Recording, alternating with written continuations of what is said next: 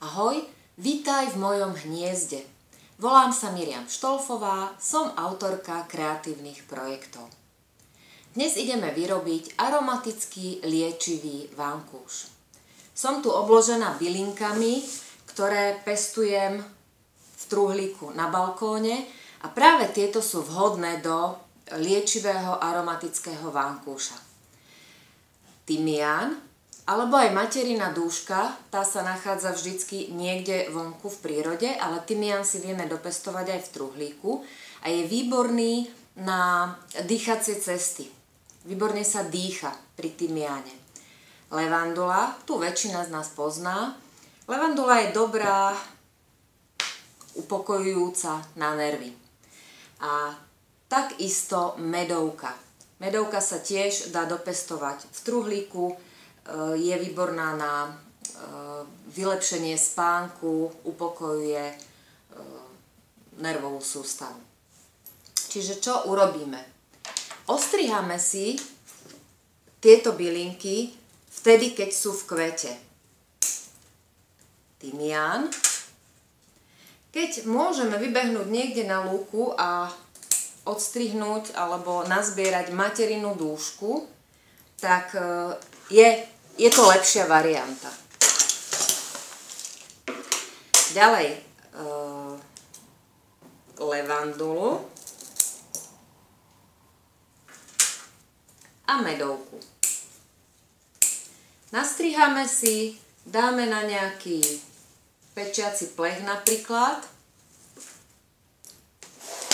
a necháme uschnúť.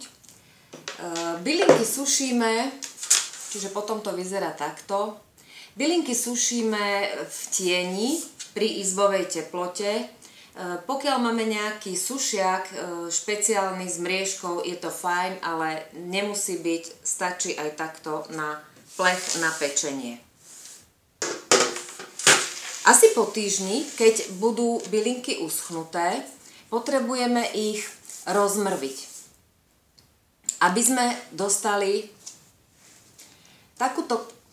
takúto zmes.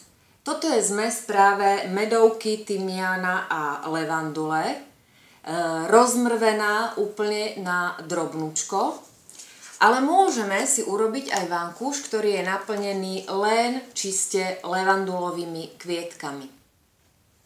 Ten bude taký, že čiste na spanie.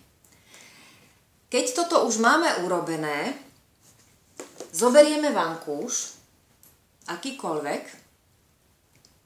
otvoríme ho, rozpárame niekde z boku,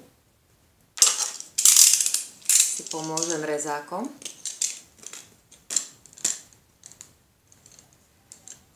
A túto zmes nasypeme niekde do vnútra vankúša.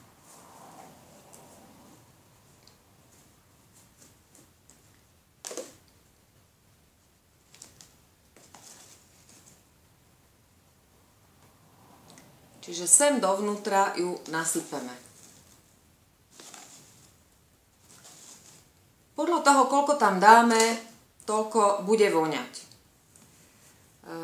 Ja zvyknem dať do takého jedného vankúša zhruba tak 2-3 hrste. Neviem to odhadnúť, koľko to je gramov, ale tak 2-3 hrste to úplne stačí.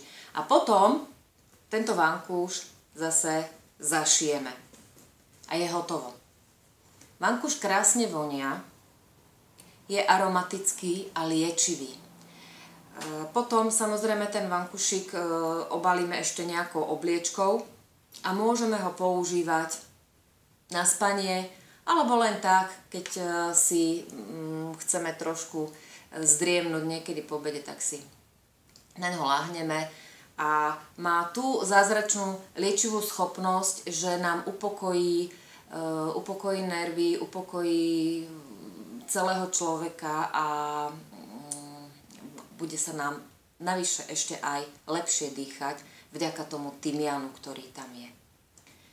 Takže nech sa páči na bylinky a vytvoriť aromatický, liečivý vankúš. Prajem vám príjemné tvorenie.